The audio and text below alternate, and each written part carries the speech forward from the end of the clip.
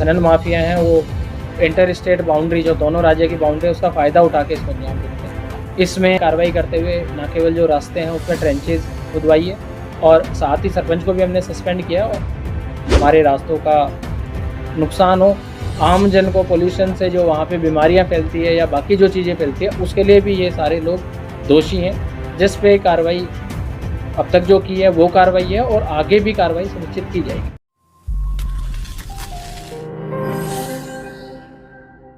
Supreme court द्वारा राजस्थान की सीमा से सटे हरियाणा के फिरोजपुर झिरका सहित अन्य इलाकों में अवैध खनन पर लगाए गए प्रतिबंध के बावजूद भी अरावली पहाड़ी से किए जा रहे अवैध खनन को लेकर हरियाणा सरकार ने एक बार फिर अवैध खनन माफियाओं के खिलाफ सख्त रुख अपनाते हुए इसकी जांच एंटी करप्शन ब्यूरो को सौंपते हुए बसई के सरपंच को पहाड़ में सरकारी राजस्व का दुरुपयोग कर रास्ता बनवाने के मामले में सस्पेंड करते हुए इसकी जांच शुरू कर दी है। जांच के दौरान जो भी कर्मचारी व अधिकारी दोषी पाए जाएंगे उनके ऊपर भी नियमानुसार विभागीय व कानूनी कार्यवाही अमल में लाई जाएगी। यानी कि अगर हम ये कहें कि इस जांच के दौरान अवैध खनन माफियाओं के साथ मिलीभगत करने वाले कई कर्मचारियों और अधिकारियों पर भी गाज गिर सकती है तो शायद गलत नहीं होगा, क्योंकि सुप्रीम कोर्ट की पाबंदी के बावजूद भी स्थानीय प्रशासनिक अधिकारियों के साथ मिलीभगत करके 23 सालों से लगातार अरावली की पहाड़ी का चीर हरण किया जा रहा था।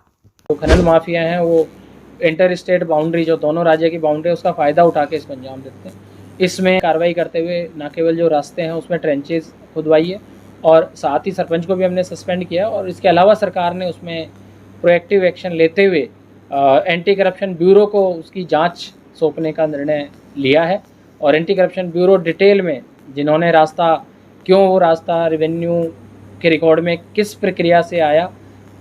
इतना बड़ा रास्ता बना, उतनी दौरान कौन अधिकारी उसमें शामिल थे या अधिकारियों ने क्यों ना उसको उच्च फोरम में आगे अवगत कराया और उस पर समय रहते एक्शन टेकन क्यों नहीं लिया, क्यों सरपंच, ग्राम सचिव और बाकी जो भी विभाग हैं उन्होंने क्या क्या इसमें कार्रवाई करी, वो सारी उस जांच के बाद, क्योंकि हमने एडीसी की कमेटी में एक तथ्य सामने आए थे कि कई विषय इसमें 2 साल में हुए, उसमें किस किस विभाग की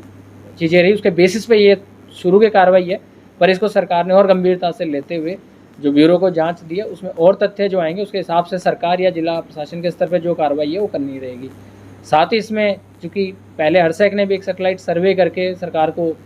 रिपोर्ट भेजी थी, उस पर भी सरकार काफ़ी गंभीर है। राजस्थान सरकार से भी उस विषय को सरकार के स्तर पर टेकअप किया जा रहा है। बता दें, माननीय सर्वोच्च न्यायालय द्वारा साल 2002 में अवैध खनन पर रोक लगाई गई थी, लेकिन उसके बावजूद भी अवैध खनन माफियाओं ने स्थानीय प्रशासनिक अधिकारियों के साथ मिलीभगत करके राजस्थान सीमा से सटी हरियाणा की अरावली पहाड़ी का चीर हरण करके उसे छलनी कर दिया। इतना ही नहीं, सरकारी राजस्व का दुरुपयोग करते हुए यहां पर चौड़े चौड़े पक्के रास्ते भी बनवा दिए गए। सरकार द्वारा कराई गई एक सर्वे के दौरान करीब 22 अरब रुपए के अवैध खनन का अनुमान लगाया जा रहा है, जिस मामले में मुख्यमंत्री नायब सिंह सैनी द्वारा 5 अधिकारियों को चार्जशीट गया था और इस पूरे मामले की जांच एंटी करप्शन ब्यूरो यानी कि भ्रष्टाचार निरोधक दस्ते को सौंपी गई है, जो टीम इस अवैध खनन करने वाले व कराने वाले अधिकारियों की तह तक जाएगी और आगामी कार्यवाही अमल में लाएगी।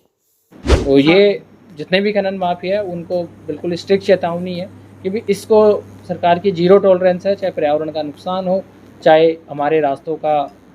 नुकसान हो, आम जन को पोल्यूशन से जो वहाँ पे बीमारियाँ फैलती है या बाकी जो चीज़ें फैलती है, उसके लिए भी ये सारे लोग दोषी हैं, जिस पे कार्रवाई अब तक जो की है वो कार्रवाई है और आगे भी कार्रवाई सुनिश्चित की जाएगी। पर्यावरण इम्पोर्टेंट है और ऑनरेबल सुप्रीम कोर्ट के बिल्कुल क्लियर आदेश हैं कि भी जो ज्ञानकिन पहाड़ है और जो फॉरेस्ट डीम्ड फॉरेस्ट है उसमें किसी भी तरह की नॉन फॉरेस्ट एक्टिविटी या फॉरेस्ट एक्टिविटी जो अलाउड है उसके बियॉन्ड कोई एक्टिविटी है वो फॉरेस्ट एक्ट के अंडर उसकी जो भी एनवायरमेंटल क्लियरेंस है उसके बाद ही गतिविधि हो।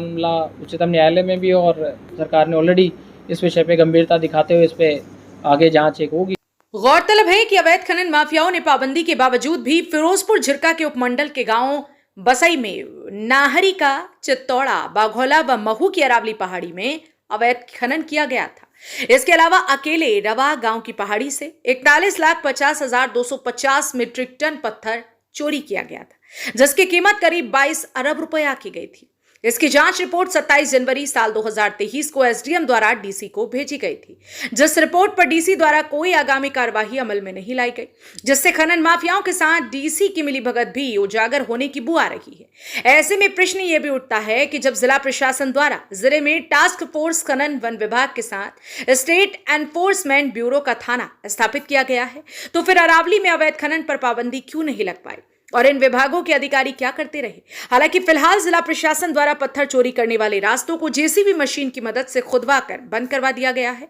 और जांच एंटी करप्शन ब्यूरो को सौंप दी गई है। लेकिन देखना इस बात का होगा कि एंटी करप्शन ब्यूरो की जांच में उन अधिकारियों और कर्मचारियों पर क्या कार्रवाई अमल में लाई जाती है जो अरावली पहाड़ी का चीरहरण कराने में खनन माफियाओं के साथ मिलीभगत करके जहां एक तरफ अपने पद का दुरुपयोग कर रहे थे, तो वहीं दूसरी तरफ सुप्रीम कोर्ट के आदेश को हवा में उड़ाकर मोटी रकम कमाने के साथ साथ पर्यावरण को उजाड़ने का काम भी कर रहे थे। ब्यूरो रिपोर्ट, हरियाणा वरदान नुहू, मेवात। देश व प्रदेश की खबरों को सबसे पहले देखने के लिए हरियाणा वरदान चैनल को सब्सक्राइब करें, लाइक करें व शेयर करें।